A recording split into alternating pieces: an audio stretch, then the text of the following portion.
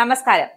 അമേരിക്കയുടെ വഴിക്ക് ഇറാനെ കൊണ്ടുവരിക, അതിനായി എന്ത് മാർഗവും ട്രംപ് സ്വീകരിക്കും. ഇപ്പോ അതാ ഇറാൻ പുതിയ ആണവ കരാറുകൾ ഏർപ്പെടാൻ തയ്യാറായില്ലെങ്കിൽ ഇന്ത്യൻ മഹാസമുദ്രത്തിലെ തന്ത്രപ്രധാനമായ ഡീഗോ ഗാർസിയ താവളം ഉപയോഗിച്ച് സൈനിക നടപടി സ്വീകരിക്കുമെന്നാണ് അമേരിക്കൻ പ്രസിഡന്റ് ഡൊണാൾഡ് ട്രംപ് വ്യക്തമാക്കിയിരിക്കുന്നത്. എന്നാൽ ട്രംപിന്റെ ഈ ഭയപ്പെടുത്തലൊന്നും ഇറാന്റെ അടുത്ത് ചെലവാകില്ല എന്നതാണ് സത്യവും. ഇറാന് ഉറച്ച നിലപാടുണ്ട്. ആ നിലപാടുകൾ ഒരിക്കലും അമേരിക്കയ്ക്ക് മുന്നിൽ അടിയറവ് വെക്കാനുള്ളതല്ല. ഇറാനെതിരെ ആക്രമണം നടത്തുന്നതിനായി നിരവധി കാരണങ്ങളുണ്ട് എങ്കിലും ട്രംപ് നയതന്ത്ര ചർച്ചകൾക്കാണ് മുൻഗണന നൽകുന്നത്. ഇറാൻ എത്രയും വേഗം ഒരു കരാറിലെത്തുന്നത് അവർക്ക് ഗുണകരമാകുമെന്നാണ് അമേരിക്കയുടെ ഒരു സൂചന. എന്തായാലും ഇറാൻ ആണവായുധങ്ങൾ നിർമ്മിക്കുന്നത് തടയാൻ സാധ്യമായ എല്ലാ വഴികളും അമേരിക്ക തേടുമെന്നാണ് അമേരിക്കൻ ഊർജ സെക്രട്ടറി വ്യക്തമാക്കിയത്. അതേസമയം ഇസ്രായേലുമായും അമേരിക്കയുമായും നടന്ന മുൻ വർഷങ്ങളിലെ തകർന്ന ആണവ സൈനിക കേന്ദ്രങ്ങൾ പുനർനിർമ്മിക്കുവാനും ശക്തിപ്പെടുത്തുവാനുമുള്ള നടപടികൾ ഇറാൻ തുടങ്ങിയതായാണ് ഉപഗ്രഹ ചിത്രങ്ങൾ വ്യക്തമാക്കുന്നത്.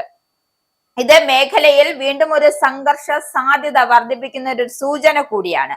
അല്ലെങ്കിൽ അതായത് ഇറാൻ രാഷ്ട്രീയ സൈനിക നേതാക്കളെ ലക്ഷ്യം വെക്കുന്നതിനും ആണവ മിസൈൽ കേന്ദ്രങ്ങൾ തകർക്കുന്നതിനുമുള്ള വിവിധ പദ്ധതികൾ അമേരിക്കയുടെ പരിഗണനയിലാണ്.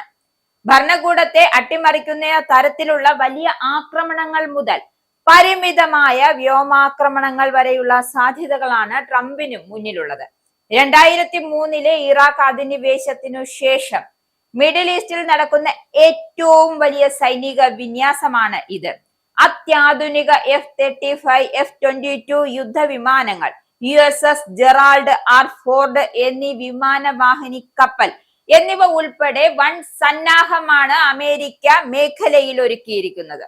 ആഴ്ചകൾ നീണ്ടു നിൽക്കുന്ന വ്യോമാക്രമണങ്ങൾക്കും സുസ്ഥിരമായ സൈനിക നീക്കങ്ങൾക്കും പ്രാപ്തമായ രീതിയിലാണ് അമേരിക്ക നിലയുറപ്പിച്ചിരിക്കുന്നത്.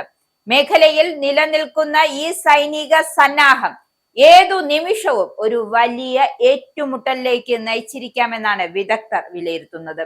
ഈ സംഘർഷത്തിലെ ഏറ്റവും വലിയ ഭീഷണി എന്നത് ഭൂമിശാസ്ത്രപരമാണ്. ലോകത്തെ എണ്ണ വിതരണത്തിന്റെ 1/4 കടന്നു പോകുന്ന ഹോർമുസ് കടലിടുക്ക് അടച്ചു പൂട്ടുമെന്ന ഇറാന്റെ ഭീഷണി ആഗോള സമ്പദ് വ്യവസ്ഥയെ തന്നെ തകിടം മറിക്കാൻ ശേഷിയുള്ളതാണ്. നിലവിൽ റവല്യൂഷണറി ഗാർഡുകൾ ഈ ജലപാതയ്ക്ക് സമീപം സൈനിക അഭ്യാസം ആരംഭിച്ചത് ലോകമെമ്പാടുമുള്ള നയരൂപകർത്താക്കളെ ആശങ്കയിലാഴ്ത്തിയിട്ടുണ്ട്. എന്തായാലും ഇറാന്റെ നിയന്ത്രണത്തിലുള്ള ഈ ചോക്ക് പോയിന്റ് ഒരു ബാർഗൈനിങ് ചിപ്പായി അവർ ഉപയോഗിക്കാൻ സാധ്യതയുണ്ട്.